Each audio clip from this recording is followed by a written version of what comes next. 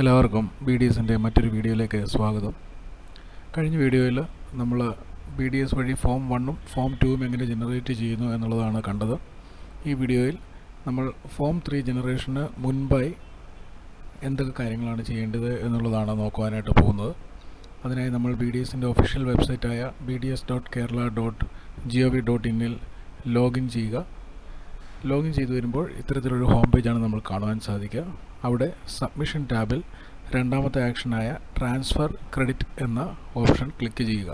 ശേഷം നമ്മുടെ ബില്ലിൻ്റെ വർഷവും മാസവും സെലക്ട് ചെയ്ത് ഗെറ്റ് എന്ന ഓപ്ഷൻ ക്ലിക്ക് ചെയ്യുമ്പോൾ നമ്മൾ സബ്മിറ്റ് ചെയ്ത ബില്ലിൻ്റെ ഡീറ്റെയിൽസ് എല്ലാം തന്നെ ഇവിടെ കാണുവാനായിട്ട് നമുക്ക് സാധിക്കും.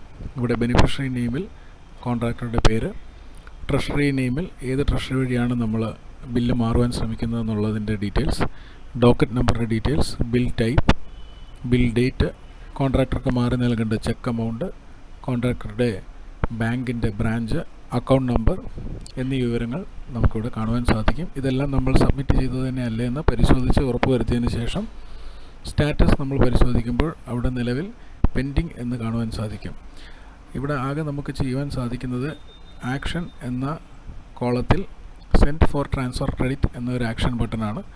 എല്ലാ പരിശോധനയ്ക്ക് ശേഷം കൃത്യമെന്ന് ഉറപ്പുവരുത്തി നമുക്ക് ആ ആക്ഷൻ ക്ലിക്ക് ചെയ്യാവുന്നതാണ്. അങ്ങനെ ക്ലിക്ക് ചെയ്യുമ്പോൾ are you sure you want to submit എന്ന ഒരു പോപ്പപ്പ് വരും. അത് ഓക്കെ കൊടുക്കുക. അങ്ങനെ ചെയ്യുന്ന പക്ഷം പ്രോസസ്ഡ് സക്സസ്ഫുള്ളി എന്നൊരു മെസ്സേജ് നമ്മൾക്ക് കാണുവാൻ സാധിക്കുന്നതാണ്. ഇപ്പോൾ സ്റ്റാറ്റസ് നമ്മൾ ചെക്ക് ചെയ്യുമ്പോൾ അതിൻ്റെ പെൻഡിങ് എന്നുള്ള അവസ്ഥ മാറി സെൻഡ് ഫോർ ട്രാൻസ്ഫർ ക്രെഡിറ്റ് എന്ന് കാണുവാൻ സാധിക്കും. ഇത്രയും ചെയ്യുന്നതോടുകൂടി നമ്മുടെ ഈ സ്റ്റെപ്പ് കംപ്ലീറ്റ് ആവുകയാണ്. ഇനി നമ്മൾ അടുത്തതായി ചെയ്യേണ്ടത് ഈ ബില്ല് ഹാർഡ് കോപ്പിയായി ട്രഷറിയിൽ സബ്മിറ്റ് ചെയ്യുക എന്നുള്ളതാണ്. അതിനായി ഇപ്പോൾ നമ്മൾ സബ്മിറ്റ് ചെയ്തപ്പോൾ നമ്മൾ ബില്ല് ജനറേറ്റ് ചെയ്യുന്ന ഏത് സോഫ്റ്റ്വെയർ ആണോ അതിലേക്ക് ഈ BDS ബില്ലായിട്ട് ഇത് പോയിട്ടുണ്ട്. നമ്മൾ ഡിപ്പാർട്ട്മെൻറ്റിൽ സാധാരണ BIMS വഴിയാണ് ചെയ്യുന്നത്. അപ്പോൾ BIMS സോഫ്റ്റ്വെയറിലേക്ക് നമ്മൾ പോയി DDO ആയിട്ട് ലോഗിൻ ചെയ്യുക.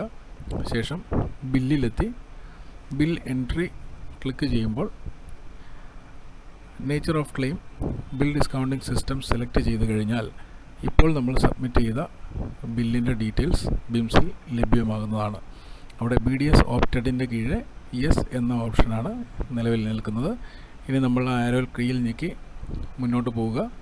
സാധാരണ ബില്ല് പ്രോസസ്സ് ചെയ്യുന്ന പോലെ തന്നെ ഈ ബില്ലും പ്രോസസ്സ് ചെയ്ത് ട്രഷറിയിൽ സബ്മിറ്റ് ചെയ്യുക.